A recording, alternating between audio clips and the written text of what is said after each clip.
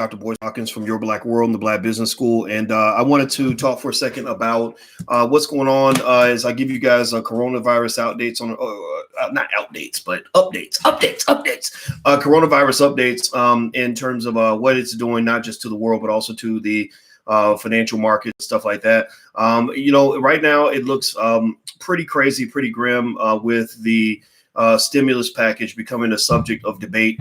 Apparently our Congress people are still finding stuff to fight about. So they're going to fight about this stimulus package, which is really, really bad for the country because we really need some stimulus in the economy because all the businesses have come to a complete standstill. Consumers are not buying, businesses are not selling.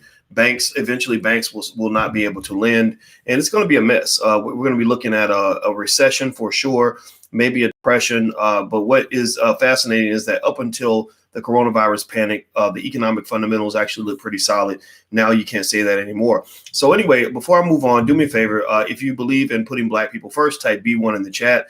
B1 is what we type just to remind ourselves that Black people matter more than anybody else. And the Black Financial Channel was created to cover Black news and financial commentary from a Black perspective. So make sure you subscribe at theblackfinancialchannel.com. That's theblackfinancialchannel.com. So here's what I'm reading here.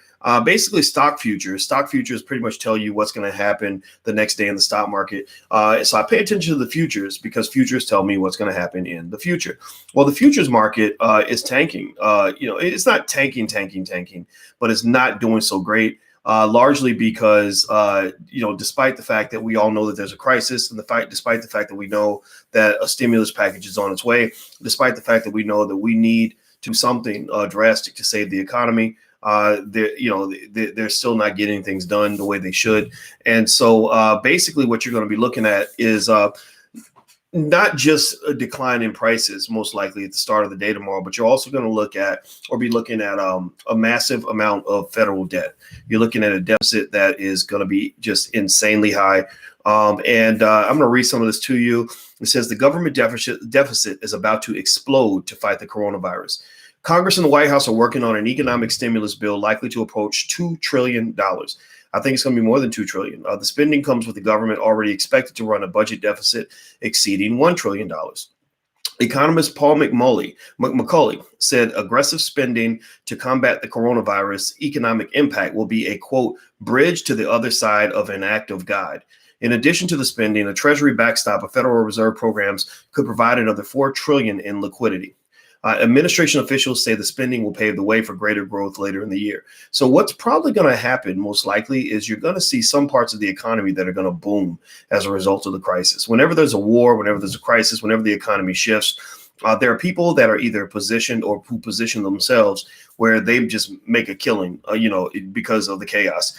For example, if you happen to be blessed enough to be a person that is in the industry of making those little masks that they need, you're going to be balling for life.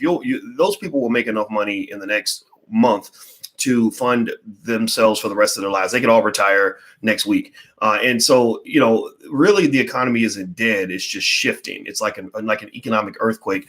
And so what's going to happen is that as the economy is shifting and some parts of the economy die, the government's going to come in and lay out this stimulus plan, right? This liquidity plan, like liquidity meaning we're going to provide cash to make sure the economy functions properly. More businesses die from a lack of liquidity than die from a lack of profitability. Liquidity must happen in order for you to survive. Profitability happens if you survive. There are many people who have businesses when they're very happy with those businesses and have never made a profit. Like Amazon, Jeff Bezos didn't make a profit with Amazon for I think well over a decade, and he didn't care. He was living good. He paid himself a good salary, and he owned shares in this company, and it was fine. So basically, when they put this liquidity in the economy, the big challenge, the big question for me is, where's the liquidity going to be placed? The economy, you can think of it like a big body, and if the whole body's sick, where do you inject the medicine? Where the Republicans may say, oh, we need to put the medicine up here in the left arm, right? Put it there first. And the Democrats may say, no, we need to put the medicine in the bottom right big toe, right? Well, Black people, wherever we are in the body, like they don't put any of the medicine there.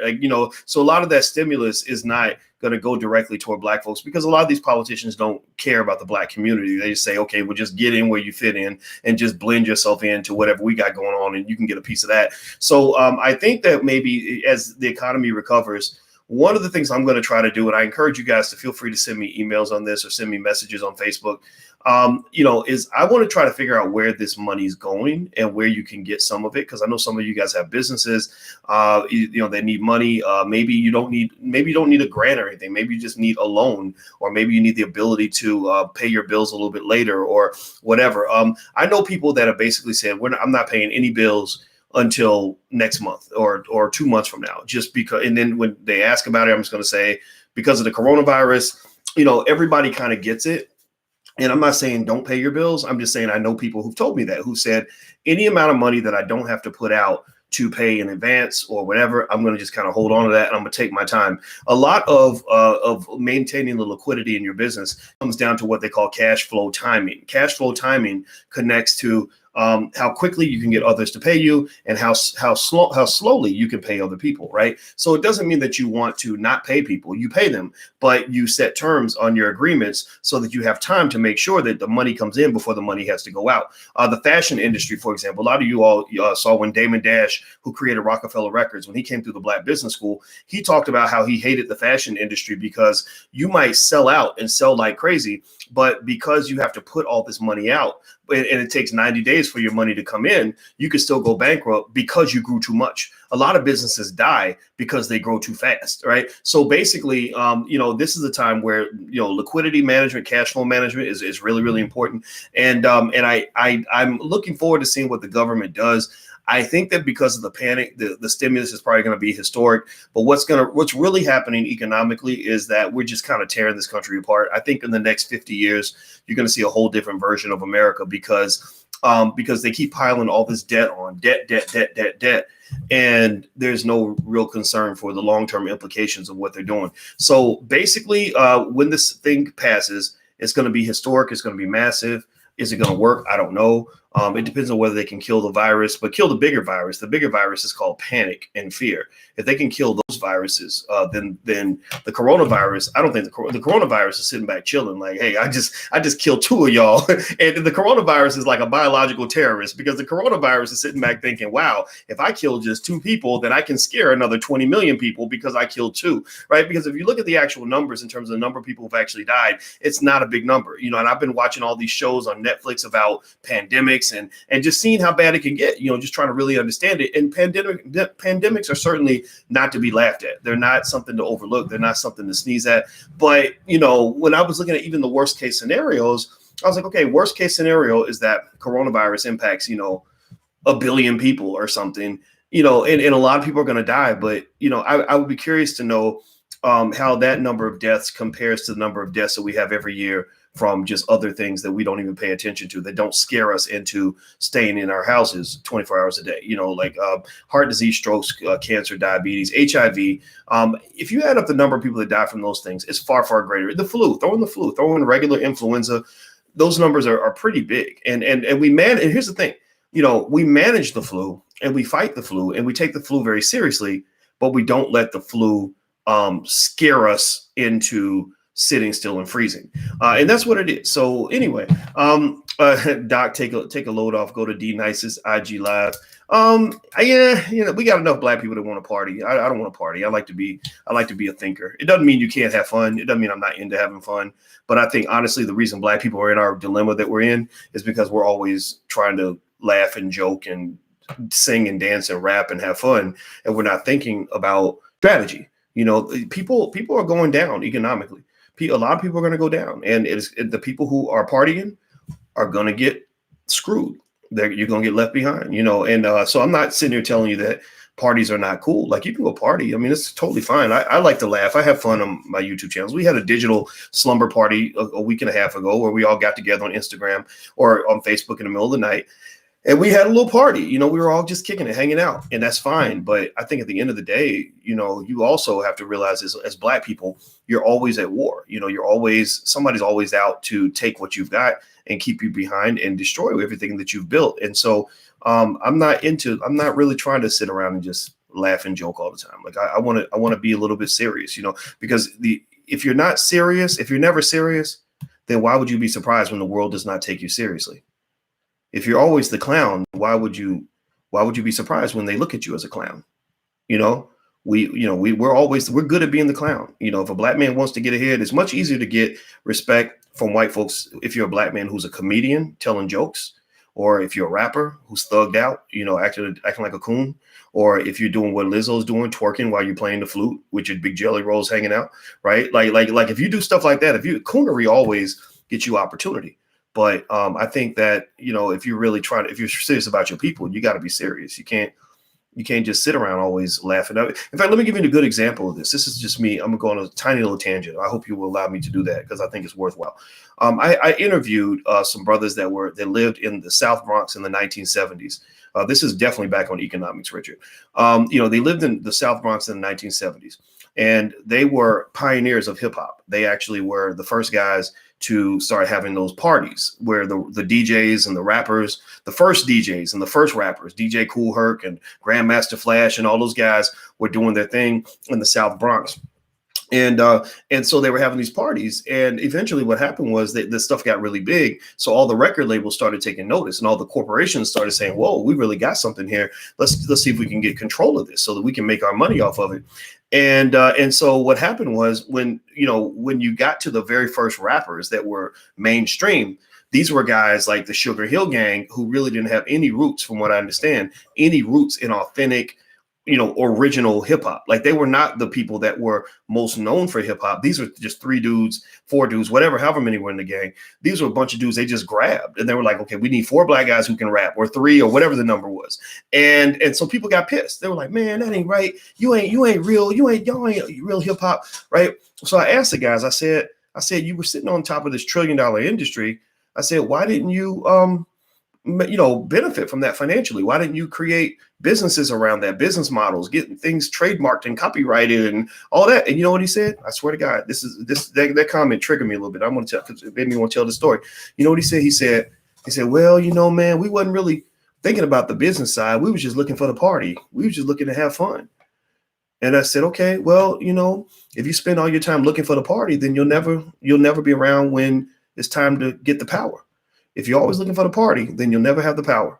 So I will tell you, if you want to trigger me, just show me black people who are more focused on having fun than we are on actually building something and being serious. I'm not serious all the time. I'm not like Malcolm X was super serious all the time. And I'm nowhere near Malcolm X. I'm not even comparing myself in that way, but he was very serious. I'm not as serious as him. You might see me acting, silly and having fun every now and then, but make no mistake about it.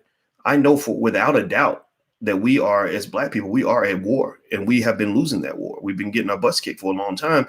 And a lot of it's because they get you unconscious so they can exploit you, so they can rob you, so they can take everything you got.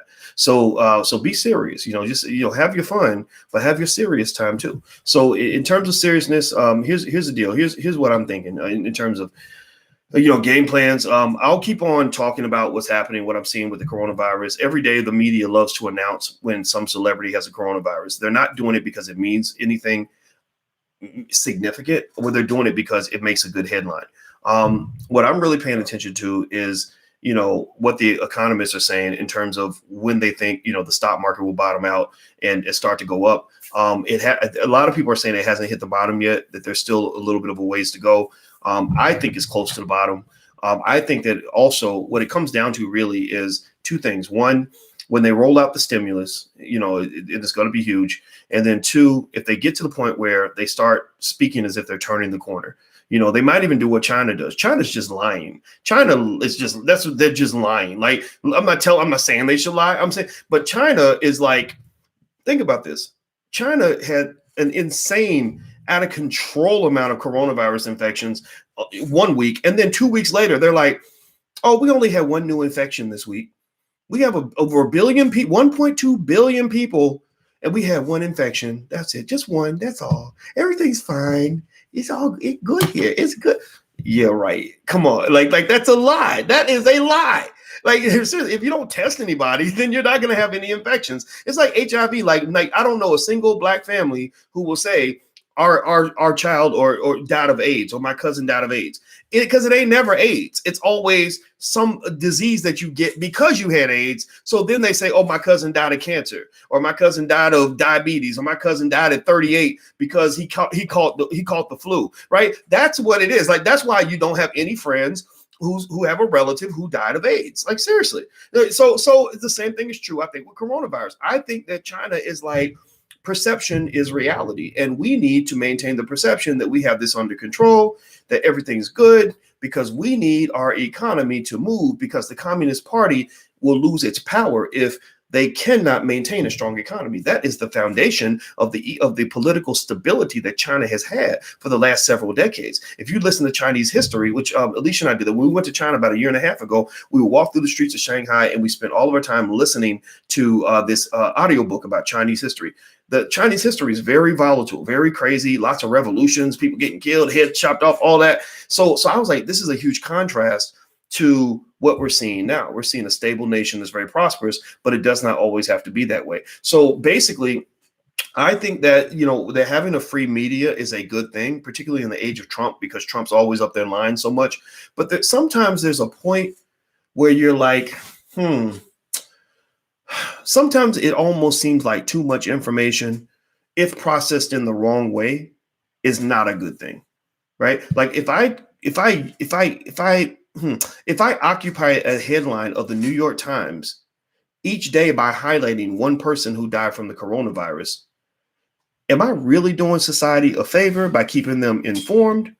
Or am I creating an unnecessary amount of panic in people that, wouldn't be panicked otherwise, that otherwise would just go on about their business and go to work and go shop and all this other stuff?